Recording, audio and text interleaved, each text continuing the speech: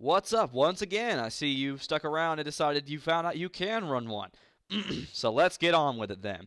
So next up is what type of server do you want to run? Do you want to run a vanilla, Tekkit, or Bukkit? Now, I'm sure all those terms sound very foreign to most people, so allow me to elaborate. The vanilla server is essentially just what it is, vanilla, white, basic server, plain server, nothing, no mods, no hacks, and nothing like that. Now, a Bukkit, on the other hand, is a little bit of a different story. The Bukkit server essentially is a vanilla, but it has a special thing called the Bukkit API, or Application Programming Interface, which allows it to add in plugins, which add in extra functionality, like economy, PvP systems, item protection, etc. There's tons of different things, and there's thousands of plugins you could find. So there's one literally to suit every need you could possibly have. Bukkit servers are actually one of the most ideal ones. However, the problem is that when a new Minecraft update gets released, Bukkit can take weeks before it's ready to be released to the general population. Now, I'll go more in depth about how you should do the Bukkit system.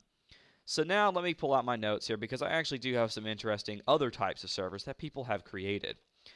The default server that most people do is a survival server, which is essentially what my server is, the mc.austinapps.org.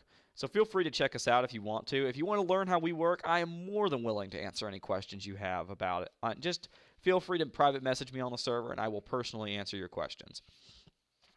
Most people can also do a creative server, where players can often make systems and make whatever they want.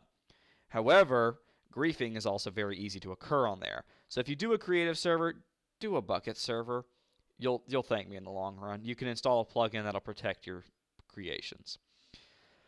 People have also done a roleplay server, like one of my good friends who asked me if he could do any quests. But anyway, you can use a normal map. It's no big deal.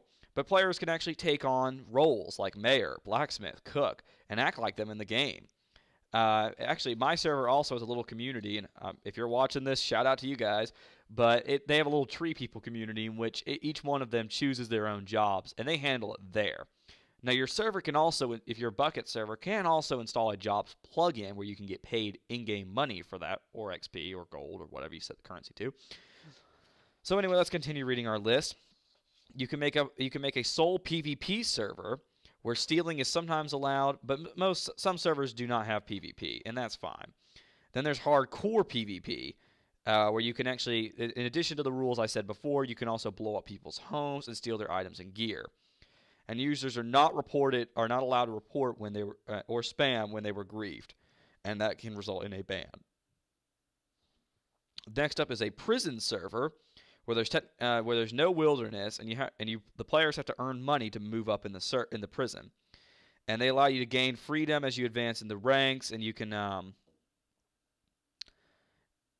where you can sometimes even escape free. However, there is no wilderness out there. So if you do a prison one, make a flat room first, and then build the prison, and then run it. There's also faction servers where you can get clans or guilds and whatnot. However, you can actually have clans with Bukkit, but this is just for a dedicated purpose. And then there's challenge servers where you have to survive, like underwater, for example, or on a small island or skyblock.